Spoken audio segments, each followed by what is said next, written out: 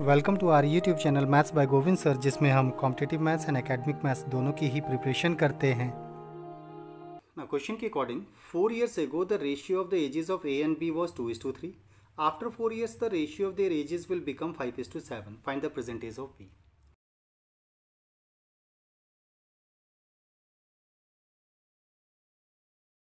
ना हमारे क्वेश्चन के according 4 years ago A and B की एजेस का रेशियो 2:3 था and after 4 years the ratio of their edges becomes 5:7.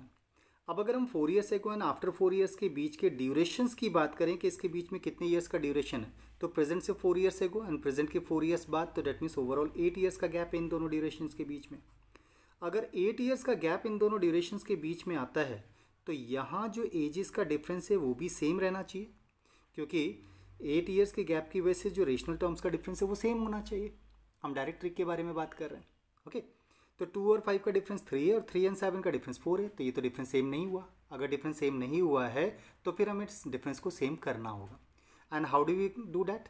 नीचे वाले दोनों रेशनल नंबर्स का जो भी डिफरेंस आएगा, 7 और 5 का जो भी डिफरेंस आएगा, इससे ऊपर वाले रेशियो को मल्टीप्लाई कर दो, और ऊपर वाले रेशनल टर्म्स का जो भी डिफरेंस आएगा उससे नीचे वाले रेशनल टर्म्स को मल्टीप्लाई कर देते हैं.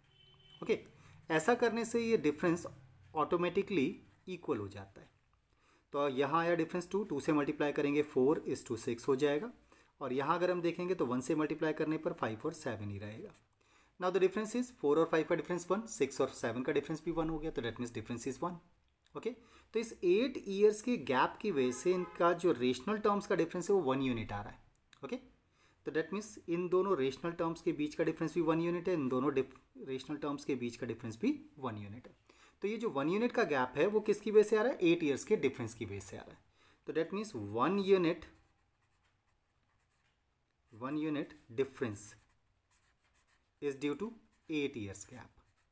तो 1 यूनिट 8 years के बराबर हो जाएगा. What the question is saying, find the present ages of them. Present ages directly तो हम नहीं आइडेंटिफाई कर पाएंगे. हम एक काम करते हैं, पहले दोनों में से किसी एक ड्यूरेशन के रिगार्डिंग एजेस को आइडेंटिफाई कर लेते हैं.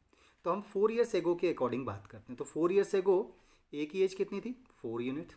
तो डेट मीन्स 4 years ago ए की एज कितनी थी, उसको अगर आइडेंटिफाई करना हो तो 1 यूनिट अगर 8 years के बराबर है तो 4 यूनिट कितने के बराबर हो जाएगा? तो 4 × 8, तो डेट मीन्स 32 years के बराबर हो जाएगा.